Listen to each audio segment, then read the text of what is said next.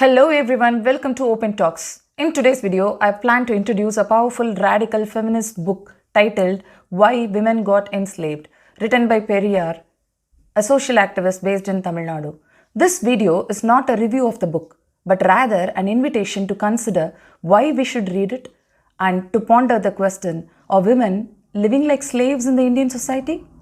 Before delving into the numerous inequalities that exist between men and women, let me provide you with a short introduction about the book. Pen Yen Adimayanal is a Tamil book that contains 10 articles written and published by Periyar in his magazine Periyar. This radical feminist book has multiple translations. For this particular video, we have planned to use the translation that you see in the background.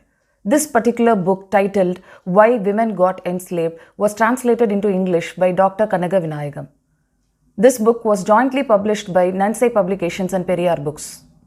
It is very easy to understand and delivers the original essence of Periyar's writings. Before we get into finding the reasons for reading this book, I'd like to convey my hearty congratulations to Nansai Publications and Periyar Books and all the comrades for their tireless efforts in circulating this book to more than 20,000 people in India. I'm keeping on repeating the word radical feminism. In order to understand what is radical feminism, we should get to know what is feminism first. Once upon a time, women were denied right to vote, equal pay, right to own properties. Whenever women were denied rights, they fought against it. This is how feminism started. Feminism is a movement that advocates for women's rights and strives hard to eliminate all forms of gender-based discriminations. There are different types of feminism, such as liberal feminism, cultural feminism, Marxist feminism, radical feminism, and sex-positive feminism, and many more. Periyar's writings and speeches belong to the category of radical feminism. So, in this video, we'll understand what is radical feminism. Radical feminism is a branch of feminism that tries to understand the roots of patriarchy so that the entire patriarchal system can be uprooted easily. During the time the articles in this book were written by Periyar, there were n number of oppressions against women, such as female feticide, female infanticide, child marriages. Female toddlers were made widows and they were denied right to remarry. Likewise, there were n number of oppressions. According to 1921 census data, Periyar writes in this particular book, I shiver and tremble on hearing that 18,892 widows or kids less than 5 years of age. Okay, this was the state of Indian society approximately 100 years ago. But why we should read this book today? Let's try to find the reasons. Sex ratio in India is a clear evidence that female infanticide and female feticide are happening in India till today. According to the census taken in 2011 in India, there were only 943 females per 1,000 males. The Preconception and Prenatal Diagnostic Techniques Prohibition of Sex Selection Act was enacted in India particularly to stop sex-selective abortions. There is a ban in India till today to know the sex of a child during pregnancy. All these show the problem of being a woman or a girl begins right from the mother's womb. The Union Ministry of Statistics and Program Implementation released a very important report in 2022. According to that report titled Men and Women in India 2022, there is a huge gap between men and women in labor force participation. The labor force participation rate in India was 77.2% for males and 32.8% for females.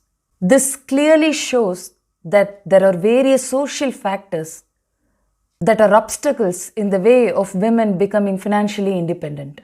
Okay, keeping all the statistics aside, let us see some practical inequalities that we experience daily even in the 21st century. There is a common rule in many Indian households that restricts women from going out after 6 p.m. or 8 p.m. Women have no independence to roam around during night time. Meanwhile, some men who are actually responsible for numerous violence against women are free to roam at whatever time they wish.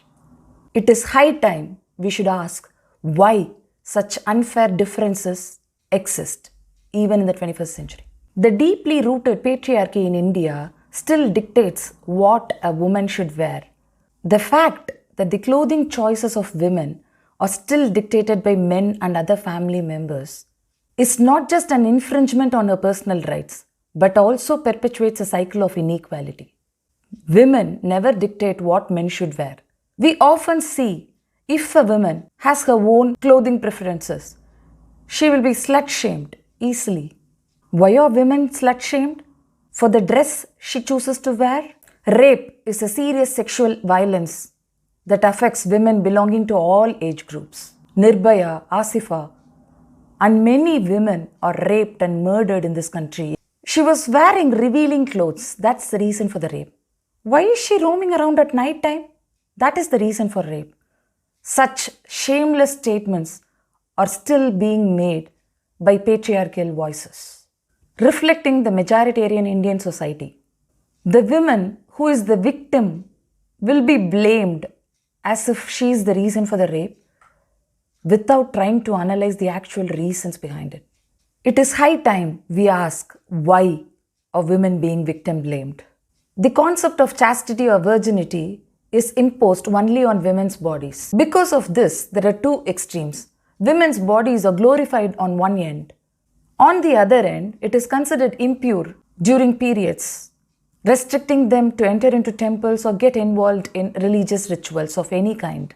Meanwhile, men's bodies are free from all these confusions. Women does not have autonomy over her own body because of the age-old oppressive concept called chastity or virginity.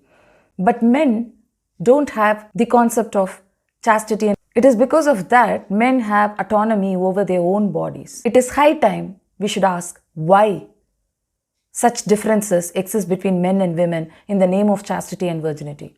We believe that all these whys clearly show that women are somehow living as slaves even in the 21st century. It is patriarchy that created all these gender-based discriminations cunningly to enslave women.